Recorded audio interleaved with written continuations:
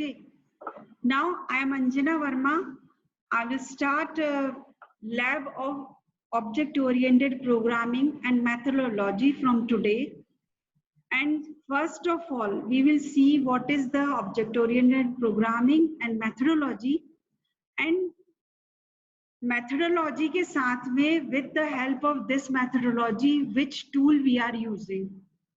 Object-oriented programming is a methodology or a concept by which we use mostly object, and C++, Java, they are the tools by which we can use object-oriented programming. So first we will see what is C++.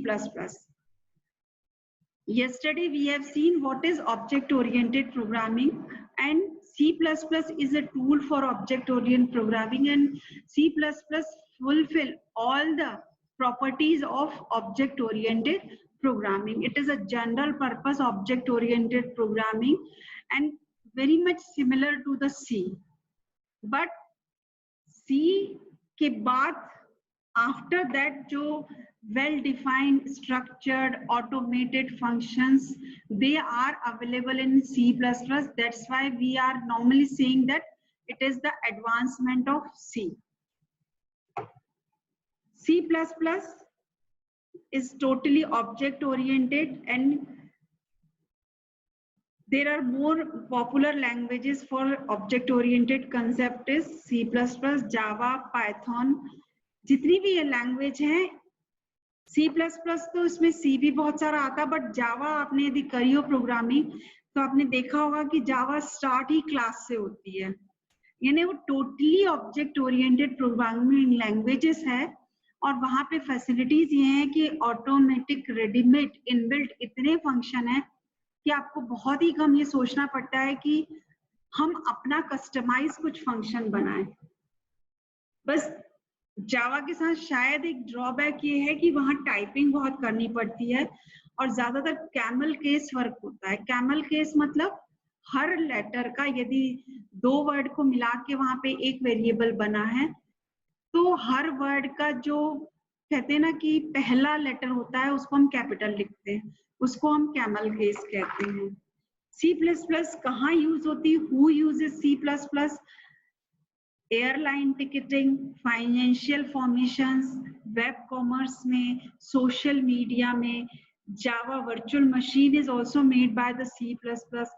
JavaScript जहां लिखी गई है, internet के बहुत सारे browsers and frameworks all are made from the C++, यानी वहां सब जगह C++ का यूज हुआ है, और उसी से हमारे को सामने कुछ दिखाई दे रहा है.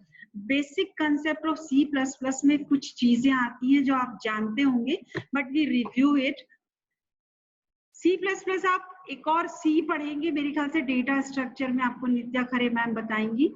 तो हम इस लैंग्वेज को इतना पढ़ने वाले हैं सेमेस्टर में कि मेरे ख्याल से जो डेली क्लास अटेंड करेंगे या जो डेली इसको करेंगे, बहुत अच्छा मास्टर बन जाएंगे C और C++ में. तो फर्स्ट थिंग इज वेरिएबल्स.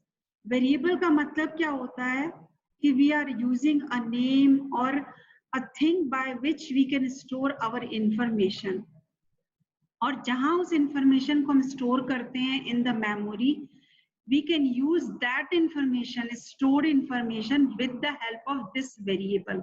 यानी मैंने लिखा है a equals to 123.74897.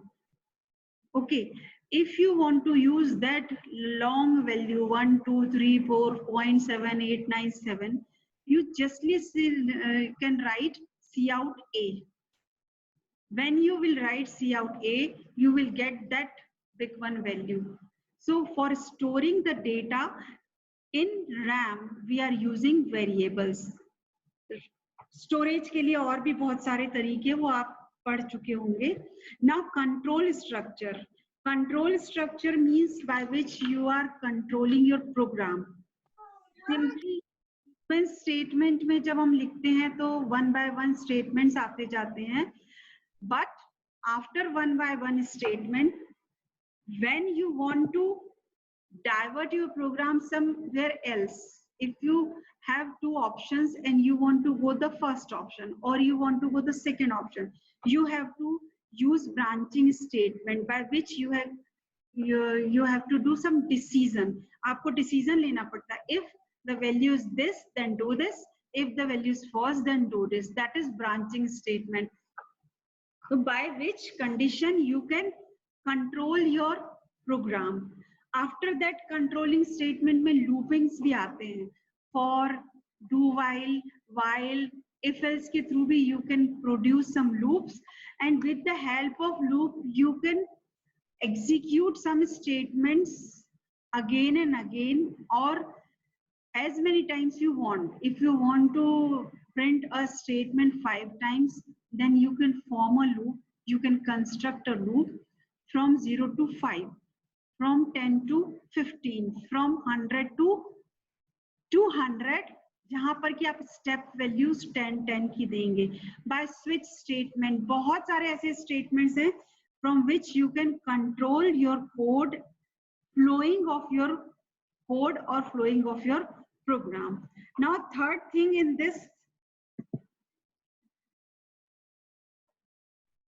third thing is tools.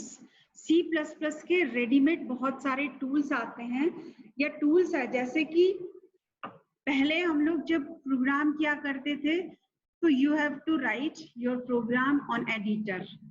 Notepad पे हम प्रोग्राम जावा का लिखते थे. आजकल आईडी आने लगा है, और नहीं आता अभी भी आप जावा पे एडिटर पे प्रोग्राम लिख रहे हैं, फिर आप प्रॉम्प्ट पे जाके उसको कंपाइल कर रहे हैं, फिर उसके बाद उसको आप रन कहीं और जाके कर रहे हैं. तो आपको C++ में जैसे टर्बो ने एक टूल बनाया है, IDE means integrated development environment बनाया है, और जैसे ही आप टर्बो C++ करते हैं तो वहां पे you will get the notepad also, where you can write your program, you can edit your program, and you are also getting the facility to compile and run your program. तो इस तरह एक tool बना हुआ मिला है जिसके कारण हमारी प्रोग्रामिंग का मेथड या हमें जो कोडिंग करनी है हम सिर्फ उस पे स्ट्रेस करते हैं या वहां ध्यान देते हैं. प्रोग्राम के कैसे चलेगा और कहाँ कहाँ जाके चलाना है, वहां से हमारा ध्यान डाइवर्ट हो चुका है. अदरवाइज कई बार पहले ऐसा होता था कि हम उसी में उलझे रहते थे. Now you can totally object और you can totally focus on your question और टास्क और program. Now we will see the how to download or install C++. मेरे पास 10 है, हो सकता है आपके पास लोअर वर्जन हो, और ये भी हो सकता है कि you have C++ या आपके पास इंस्टॉल्ड हो. इट्स ओके, बट जिनके पास नहीं है मैं ये पीपीटी आप लोग को शेयर कर दूंगी, तो इसको देख देख के भी आप अपने उसमें C++ डाउनलोड कर सकते हैं. सिंपली आप गूगल पर जाइए और लिखिए turbo C3 C++ downloads for Windows. यहाँ पे फर्स्ट ही आपको दिखाई दे रहा है Windows 7, 8, 8.1, 10 like this. You can see it. यहाँ क्लिक करेंगे आप, तो जैसे ही आप यहाँ क्लिक करेंगे कुछ इस तरह का स्क्रीन कन्वर्ट होगा, and after that you click on the download. After that downloading हो रही है, तो यहाँ नीचे आप कॉर्नर में देख रहे होंगे, लेफ्ट कॉर्नर में यहाँ पे कुछ zip फाइल आपको डाउनलोडेड दिख रही है. जब ये पूरी डाउनलोड हो जाए, अभी ये आधी हुई है, whenever it will complete, then you click on that, you will see Turbo C 3.2. Okay, simply आप पहले या तो आप इसको यहीं डबल क्लिक करें तो यहाँ सेटअप दिखाई देगा, इंस्टॉल इट. बेहतर होगा कि बार बार यदि यही काम करना पड़ सकता है या आपके पास रखा रहे, तो आप इसको क्या करिए, कॉपी कर लीजिए. यहाँ पे मैंने एक सी फोल्डर खोला है. इस सी फोल्डर में मतलब सी के अंदर मैं यहाँ से उठाकर इसको कॉपी कर ले रही हूँ. तो कॉपी करने के बाद देखिए यहाँ पे दिखाई दे रहा है, you can see here. After that you double click it. When you double click it, you will see the setup. Now you click on the setup. अभी हमने क्या किया है, अभी तक हमने क्या किया है, we have downloaded Turbo C++ files on your system. आपने अपने हार्ड डिस्क में ले आए हैं, मैंने सी में उसको कॉपी कर लिया है, बट इंस्टॉल कर रही हूँ मैं. सेटअप को इंस्टॉल करना मीन्स उसकी जितनी भी रिक्वायर्ड फाइलें हैं वो यहाँ पे एक्सटेंडेड वर्जन में हमारे पास स्टोर हो जाएंगी. ठीक है, मैं इसको डबल क्लिक करती हूँ तो कुछ इस तरह से स्क्रीन दिखाई देती है. ये कुछ फॉर्मेलिटीज करेगा आपसे, नेक्स्ट नेक्स्ट नेक्स्ट पूछता जाएगा and when it will finish यहाँ पे एक ऑप्शन आएगा, यू क्लिक दिस। जैसे ही आप इसे क्लिक करेंगे तो आपको डेस्कटॉप पर इस तरह से ये C++ दिखाई दे रहा है। यहाँ पे मैंने इसको when I will double click it, तो ये इस तरह की मुझे कुछ स्क्रीन दिखाई दे रही है। मैंने स्टार्ट टर्बो C++ पे डबल क्लिक किया। Now you will see the C++। Simply मैंने यहाँ पर एक छोटा सा प्रोग्राम लिखा है, very small program of someone, and I have written the program. The extension of C++ is .cp. For extension of C is .c only, and CPP लिखेंगे तो that is the extension of C++। यहाँ पे मैंने IO include file hash include करिए file iostream.h and conio.h, void main लिखा है, उसके बाद curly brackets लगाए हैं, and inside the curly brackets I have made a small program of sum. Integer ABC means I have taken 3 variables C in A, B, C. इसका मतलब क्या है कि I am inputting the value or I am extracting the value from the keyboard. जब मैं पहला number type करूंगी keyboard से तो उसकी वैल्यू एक्सट्रैक्ट होके एक वेरिएबल की स्टोरेज मेमोरी में सेव हो जाएगी। यहाँ पे मैंने क्या किया है, integer a plus comma b comma c means I am declaring 3 name, one is a, second is b and third is c. These 3 names will store memory and every name will store 2 byte memory because the type of memory is integer.